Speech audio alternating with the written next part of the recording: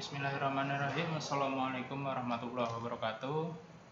Kembali lagi kita akan belajar matematika tentunya. Dan pada kesempatan video ini kita akan belajar tentang limit fungsi aljabar ya. Nah, ini kita masuk ke materi baru yaitu limit fungsi aljabar. Oke, yang pertama mulai dari pengertian dulu ya. Pengertian atau penjelasan dari limit fungsi ya. Ketika nanti ada suatu fungsi f ya. Fungsi f didefinisikan dengan x kuadrat min x min 2 per x min 2. Nah, ketika nanti kita substitusikan secara langsung, berarti nanti kan x-nya kita ganti 2 ya, nanti menjadi x kuadrat 4 dikurangi 2, berarti nanti 4 dikurangi 2, 2 kurang lagi 2, berarti nanti 0. Kemudian yang bawah pun juga 0 ya, ketika nanti kita ganti dengan 2, ternyata hasilnya itu 0 per 0. Nah, dengan seperti itu tadi, kita bisa menggunakan mensubstitusikan ya, mensubstitusikan ini x ini nanti kita substitusikan mulai dari 0 misal 0 mendekati sampai 2 ya, dari 0 terus 1,1, 1,5 dan seterusnya. Dari kanan pun juga sama ya, nanti dari kanan dari 2,7 semakin kecil sampai 2. Nah, nanti dilihat hasilnya. Nah, ini nanti dari ketika kita substitusikan x-nya ya, x-nya itu kita substitusikan itu semakin besar mendekati 2. Ternyata untuk nilai fx-nya yang ini ya nanti. Nah, ini kita juga semakin lama kan semakin mendekati 3. Walaupun nanti tidak bisa 3 ya ini. Nah, ini pun juga dari kanan pun juga seperti itu ya. Nanti kita masukkan substitusikan mulai dari 3, tadi hasilnya ya 2,7 hasilnya 3,7 dan seterusnya. Nah, ini juga semakin ke kiri itu juga semakin mendekati 3 ya. Nah, dari 3,7 semakin kecil semakin mendekati 3. Walaupun ini nanti kalau dimasukkan berapapun juga tidak akan sampai kepada 3 ya, tapi dari kiri itu mendekati 3, dari kanan mendekati 3. Nah, secara intuitif maka hasil dari limit ya, hasil dari limit fx-nya ini fx mendekati 3 ya atau mendekati x mendekati 2 itu hasilnya adalah 3 ya.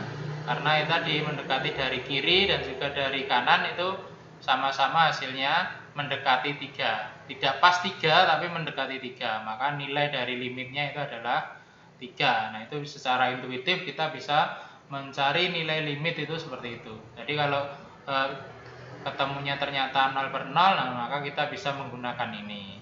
Ya, atau dengan beberapa metode berikut ini ya. Yang pertama ini ada substitusi langsung, kemudian nanti pemfaktoran, kemudian ada juga merasionalkan penyebut, kemudian juga merasionalkan pembilang. Kita akan bahas satu-satu. Yang pertama itu adalah substitusi langsung, berarti nanti kita akan mensubstitusikannya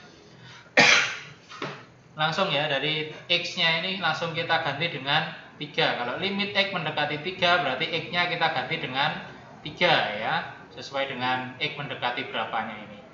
Nah, ternyata kalau kita substitusikan langsung x ke fx, hasilnya adalah ini ya, x kuadrat berarti 3 kuadrat dikurangi 8, berarti 9 dikurangi 8, hasilnya adalah 1. Nah, maka nilai limit dari x mendekati 3, nah bacanya seperti itu ya, limit x mendekati 3 dari x kuadrat min 8 ya, berarti hasilnya adalah 1. Nah, itu dengan mensubstitusikan langsung. Nah, ternyata nanti ada bentuk-bentuk yang kalau kita substitusikan langsung itu jawabannya itu 0 per 0 ya, atau tak hingga per tak hingga.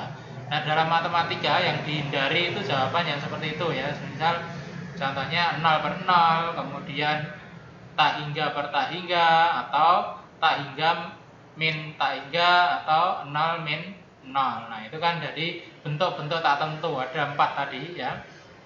0 per 0 atau tak hingga per tak hingga, 0 min 0 atau tak hingga min tak hingga. Nah itu 4 itu harus dihindari karena itu bentuk tak tentu. Maka nanti ketika nanti ketemu dengan bentuk seperti itu, nah ini kita bisa menggunakan beberapa cara yang lain. Nah yang pertama ya, nah seperti ini contohnya, tentukan nilai limit X mendekati 3 dari X kuadrat min 9 per X min 3. Nah ternyata kalau kita substitusikan langsung ya, 3-nya itu ke X, maka hasilnya 3 kuadrat min 9, 0. Kemudian ini juga X min 3, berarti X-nya kita ganti 3, 3 min 3 juga 0. Nah dalam matematika jawaban 0 per 0 itu tidak boleh ya, karena itu bentuknya tak tentu. Kalau 0 per sesuatu itu kan 0, kalau sesuatu per 0 itu kan tak hingga. Nah kalau 0 per 0 kan tidak tahu, kita tidak atau bentuknya itu jadi tidak tentu ya, itu 0 atau tak hingga. Maka jawaban yang 0 per 0 ini harus kita hindari. Ya, terus caranya gimana? Nah kita bisa memfaktorkan yang atas, karena atas ini bentuk kuadrat, nanti bisa kita faktorkan. Nah ini atas ini kita faktorkan menjadi X min 3 dikali X plus 3.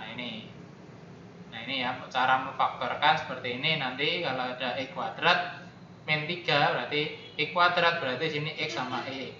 Kemudian 9 ya, berarti faktor dari 9 itu bisa 3 sama 3, bisa 1 sama 9. Tapi karena tengahnya itu X-nya ya, depan X atau konstanta X-nya itu 0, maka kita gunakan yang selisihnya itu 0, berarti 3 dan 3.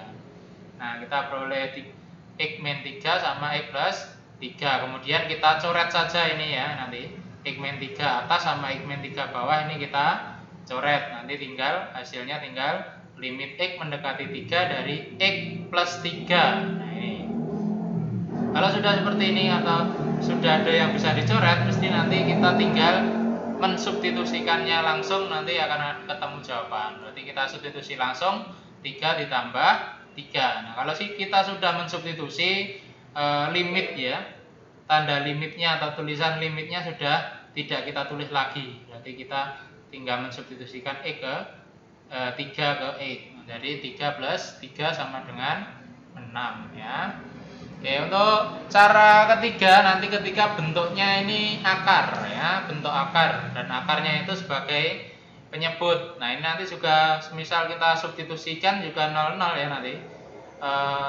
2 dikuadratkan 4 ya, dikurangi 3 kali 2 berarti 6 ya. 4 dikurangi 6 min 2 tambah 2 berarti 0 ya. Yang bawah juga akar dari X min 2, X-nya 2 berarti 2 dikurangi 2 juga 0, berarti 0 per 0. Maka karena 0 per 0 maka kita faktorkan kalau bentuknya akar ya. Atau kita kalikan sekawan ya. Nah, maksudnya kita kalikan sekawan atau biasa disebut dengan merasionalkan. Nah ini berarti nanti karena yang akar itu yang bawah, maka kita kalikan sekawannya yang bawah ya. Nah, sekawan dari akar X min 2 itu adalah akar X min 2 per akar X min 2 ya. Kenapa kok harus menulisnya 2 seperti ini? Karena supaya tidak mengubah nilai dari fungsinya ini ya. Ini kan A per A itu kan 1, berarti kalau dikalikan 1 kan tidak merubah nilai ya. Nah maka kalau sudah kita faktorkan baru kita operasikan ya. Berarti yang atas itu, yang ini bisa kita faktorkan ya, bisa kita faktorkan menjadi, atau ini dulu kita kalikan ya, kita kalikan X min 2 dikali X min 2 berarti kan X min 2 kuadrat ya. Kalau akar dikuadratkan berarti kan akarnya hilang ya. Kemudian yang sini bisa kita faktorkan ya, ini X, ini X kuadrat berarti sini X. Kemudian ini belakangnya 2 berarti sini faktornya 2 itu kan berarti 1 dan 2 atau 2 dan 1. Nah supaya nanti, karena ini tandanya plus, berarti tandanya ini dan ini harus sama ya. Diperhatikan tadi langkah-langkahnya. Pertama kita lihat dulu depannya ini x kuadrat, berarti sini x sama x ya. Kemudian ini 2, faktor dari 2 itu kan dari 1 dan 2 atau 2 dan 1. Kemudian kalau di sini tandanya ini positif, berarti tanda di dalam kurung ini harus sama ya, bisa positif atau bisa negatif. Kemudian kita lihat depannya ya, karena depannya negatif maka ini harus sama-sama negatif. Nah, kita nanti bisa cek lagi depan kali dekat kali dekat, jauh kali jauh, hasilnya harus tengah ya. Dekat kali dekat min x sama jauh kali jauh min 2x. Min x sama min 2x dijumlah menjadi min 3x. Nah, ini sudah kita peroleh. Nah, kemudian ini bisa kita coret ya. Ini sudah sama, atas bawahnya sama, ini bisa kita coret, berarti hasilnya tinggal x min 1 akar dari x min 2. Udah, kalau sudah ada yang dicoret, tinggal kita substitusikan. Nanti mesti jawabannya tidak 0,0 lagi. Nah, kita substitusikan 2 ya, ini 2 dikurangi 1 ya, kemudian ini 2 dikurangi 2. Nah, ternyata 1 dikali 0 hasilnya 0 ya. Hasilnya 0 itu boleh, tapi kalau hasilnya 0/0 itu tidak boleh. Maka di sini hasilnya 0, tidak apa-apa ya, karena nilai dari limitnya memang 0 itu.